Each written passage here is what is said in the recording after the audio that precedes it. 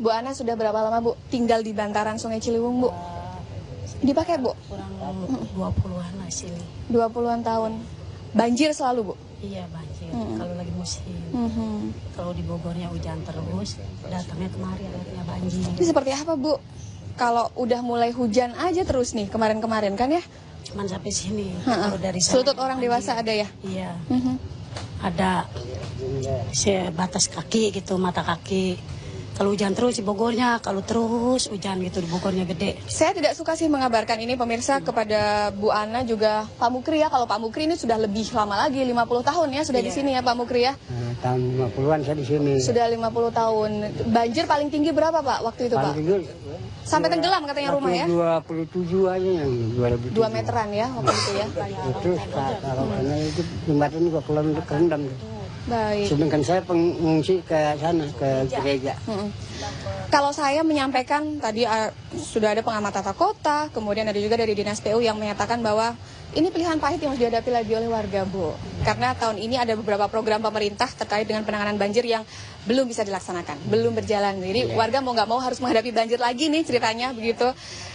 Yang disiapin apa Bu untuk ngungsi dan lain-lain nih kalau misalnya bentar lagi banjir, hujan turun lagi, boleh dipakai mic-nya Bu? Ya saya sih ya kalau hujan terus dari Bogor kan banjir terus bisa gede juga kalau gitu. Ngungsi di mana Bu? Ngungsi kalau udah batas sampai ke sini mah ke atas nih ke rumah ibu. Ya otomatis saya ngungsi. Jadi semua nih ratusan ngungsi, warga di sini semuanya ngungsi ya. Ngungsi, ada yang ke masjid, ada yang ke gereja di sekitar dan itu terjadi hampir setiap tahun kalau misalnya hujan ya. Baik. Yang kemudian menjadi persoalan juga kalau misalnya sudah banjir ini biasanya beberapa penyakit mulai diare dan lain-lain ya Bu, penyakit kulit banyak. Penyakit kulit apa aja, demam gitu. Anak-anak kecil apalagi sering pada sakit badan gitu. Ini yang dialami oleh kesedihan warga. Bukan hanya itu saja, karena ketika banjir biasanya Ibu jualan ya biasanya, kemudian aktivitasnya Bu Ana ini harus terganggu. Bu Ana sebentar ya Bu, saya nanti akan ngasih informasi lagi nih Bu. Kira-kira pemerintah DKI Jakarta kalau berbicara Sungai Ciliwung maka berbicara juga Kementerian Pekerjaan Umum ini sudah merencanakan apa untuk membuat perbaikan dan juga meminimalisir banjir di ibu kota Jakarta dan sekitarnya, mengingat kita ketahui bahwa hujan akhir-akhir ini sudah mulai turun terus. Artinya harus ada kewaspadaan, bukan hanya dari pemerintah PU maupun dari Pemprov DKI Jakarta maupun pemerintah pusat, tapi juga dari warga tentu saja. Saya sudah bersama dengan dua narasumber yang sudah hadir di sini. Ada Kepala Humas dari Dinas PU, Pak Puka, kemudian ada juga pengamat tata kota kita, Mas Yoga yang sudah bersedia untuk berbagi pagi hari ini. Terima kasih Bapak-Bapak. Saya kalau melihat sungai ini tadi cerita-cerita Pak Mukri bilang dulu luasnya luar biasa 100 meter persegi begitu. Kemudian sekarang kalau ini hanya tinggal 20 hingga 30 saja. Penyempitan yang terus terjadi tiap tahun ini tidak bisa dilepaskan dari karena ada bangunan-bangunan begitu. Jadi mau nggak mau persempit lahan atau untuk kalinya sendiri. Yang kemudian efeknya adalah banjir semakin parah begitu. Kabarnya tahun ini harusnya pemerintah punya beberapa program, tapi kabarnya juga belum berjalan begitu nggak sih Pak Muka? Nanti kendalanya apa? Saya mau tahu begitu. Warga juga tadi menanyakan. Kita akan jawab ya sesaat lagi. Tetap di Apa Kabar Indonesia pemirsa. Kami akan segera kembali. Bantaran Sungai Ciliwung ini tepatnya di daerah Bukit Duri. Saya langsung nanya ke kementerian dari Dinas PU. Mohon maaf, saya jadi ingat karena ini kan punyanya Kementerian PU nih, kita di lokasi yang punyanya Kementerian PU katanya.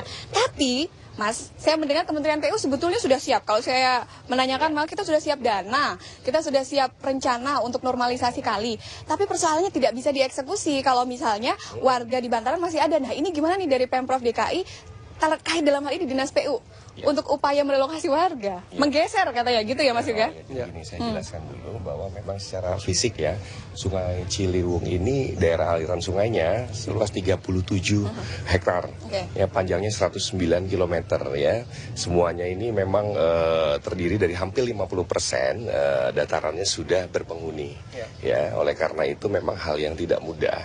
Satu itu. Tapi sebentar, sosialisasi dulu sudah belum? Karena tadi saya ngobrol-ngobrol sama warga, katanya warga kita belum tuh ada dengar-dengar mau dipindahkan kemana gitu Mas? Oh ya, jadi prosesnya gini, yang jelas kita harus berbahagia ya bahwa kita melakukannya dengan proses dan urutan yang seharusnya dilakukan. Prosesnya sampai mana nih sekarang? Satu, pada saat ini memang kita sudah menginventaris ya berapa jumlah warga ya, sedang proses sampai hari ini berapa warga yang ada di permukiman seputar bantaran, kan ada beberapa RW ya, terutama yang kira-kira 50 meter nih yang berada di tepian Sungai Ciliwung ya.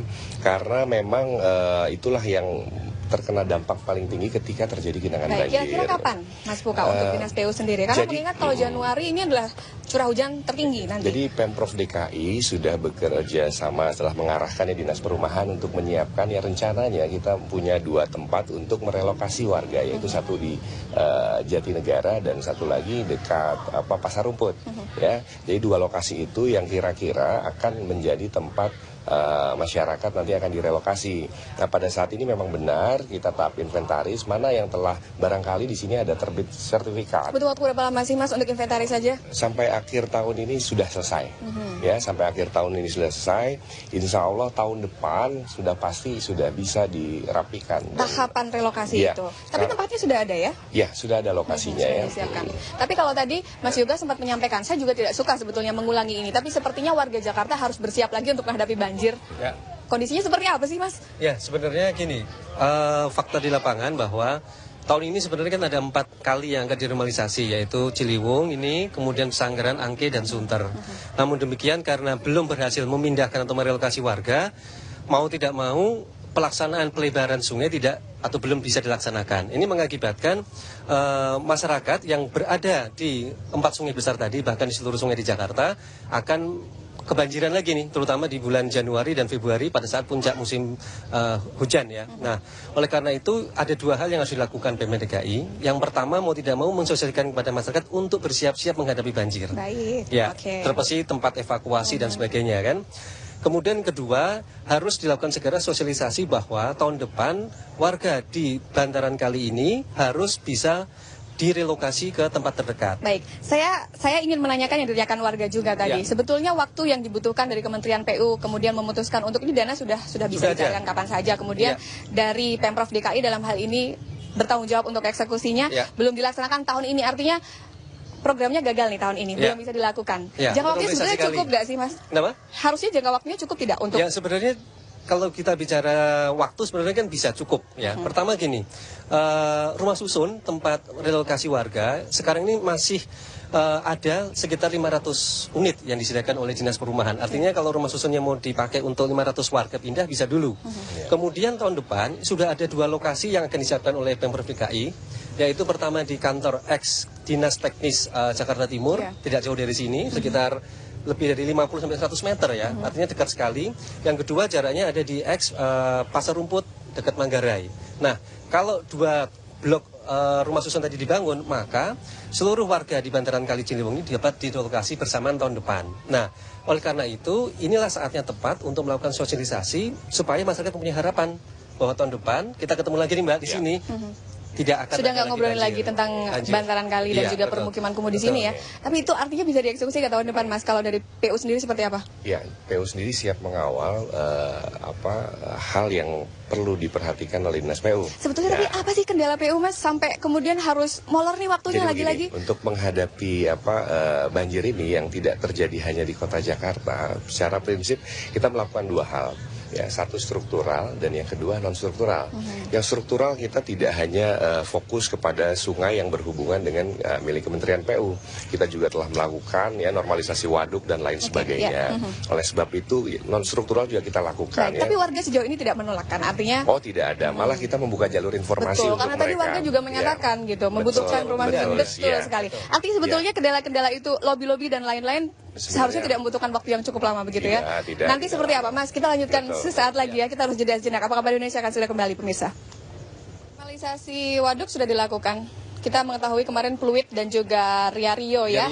Dan upaya itu patut kita apresiasi untuk Pemprov DKI Jakarta. Tapi Sungai Ciliwung ini juga menjadi salah satu fokus ya harusnya. Target selesainya kapan Mas?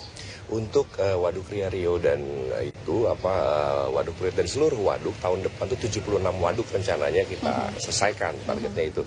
Dan untuk Ciliwung ini segera akan kita rapikan sesuai dengan trasenya dan kita akan normalisasi ya, Sungai Ciliwung. Namun demikian gini, tadi kita sudah membahas bahwa memang untuk mengentaskan masalah ini tidak bisa hanya kita sendiri nih pemerintah yang kerja. Oke, baik. Tadi menyatakan non struktural. Yang seperti apa? Sedikit saja. Ya, jadi gini, kalau untuk pemerintah DKI sendiri di Sungai Ciliwung ini kita sudah mengajak masyarakat dengan melakukan karya bakti dengan TNI ya, dengan masyarakat serta kami sendiri kita mengambil sampah, menanam pohon, paling tidak untuk mengedukasi masyarakat. Masih berjalan? Masih ya. 2 minggu yang lalu kita masih melakukan itu. Oleh karena itu kegiatan yang untuk membina masyarakat menuju perilaku yang berubah itu yang kami tekankan sehingga kegiatan itu bisa menginspirasi warga dan masyarakat pada umumnya, terutama masyarakat komunitas. Saya ke Mas Yoga dulu. Yang sudah dilakukan oleh Pemprov DKI dalam hal ini Dinas PU, berapa persen ini membuat kondisi banjir di Jakarta ya sedikit terminimalisir lah Mas kalau bicara? Tentu kalau kita bicara itu masih jauh lah ya. Bisa kita katakan masih sekitar 10-20%, karena ini kan baru tahap awal ya kita bilang. Nah, oleh karena itu ada 4 poin yang harus saya tekankan di sini untuk menanggulangi banjir tadi. Yang pertama mau tidak mau adalah pasti normalisasi sungai. Yang kedua revitalisasi waduk. Yang ketiga segera perbaiki seluruh saluran drainase. Ini juga penting. Yang keempat mau tidak mau harus menambah ruang terbuka hijau. Mendengar penjelasan dari Dinas PU tadi, Pemprov DKI Jakarta. Ya masih jauh ya. Artinya dengan waktu dan target yang ditentukan, Mas, untuk masyarakat Jakarta sendiri dampak dari banjir sendiri akan dikurangi seperti apa jika waktunya seperti yang disampaikan Mas, atau kurang cepat atau sudah cukup? Masih jauh, waktunya kan kita tinggal 1 bulan ini menghadapi banjir lah. Artinya dengan waktu yang sangat sempit ini tentu belum banyak yang bisa dilakukan oleh Pemprov DKI. Artinya kalau tahun depan tadi menyampaikan 76 waduk akan dari total 76. Ya, tapi masih belum tentu semua itu ya, karena terbatas juga kan waktu dan tenaganya. Saya lebih realistis kalau umpamanya dalam teknis seperti ini. Waduk tahun depan 10 waduk dulu, jadi kayak Taman Waduk Riariu Pluit. Hebat, ya kan? Terus kemudian normalisasi sekali. Kalau enggak Ciliwung nih ya, kita bicara Ciliwung saja. Kalau kita bisa dari Bukit Duri sampai Manggarai, ini bisa direlokasi, dijadikan taman, warga udah pindah ke rumah susun. Kano ya. Ya, itu hanya dalam waktu singkat akan menjadi mudah untuk diduplikasi di tempat-tempat lain. Mas, sedikit saja, karena kita sudah akhir acara yang harus dipersiapkan oleh warga DKI Jakarta untuk mengantisipasi banjir. Yang pertama mau tidak mau warga terutama di Bantaran Kali harus siap menghadapi banjir udah pasti. Tapi yang penting bagaimana harapan yang diberikan oleh Pemprov DKI tahun ke depan. Tadi kan seperti ada relokasi di mana saja dan kemana itu harus jelas. Yang kemudian yang kedua apa yang dilakukan tahun depan oleh PU umpamanya berapa sungai, berapa waduk dan juga berapa saluran air. Itu saya rasa memberikan harapan baik bagi warga. Baik, Mas Yoga, Mas Muka, terima kasih untuk waktunya. Sayang sekali waktu kita terbatas. Tapi lagi-lagi ini kita harapkan tadi janji-janji dari PU dan juga Pemprov DKI Jakarta. Tapi yang jelas, perlu kita kawal ini. Betul sekali. Ini juga ditunggu oleh warga. Hadir di depan masyarakat. Baik, termasuk hari ini juga hadir. Terima kasih untuk kebersamaannya. Ini menjadi akhir dari Apa Kabar Indonesia Pagi untuk kali ini, pemirsa. Mewakili Arif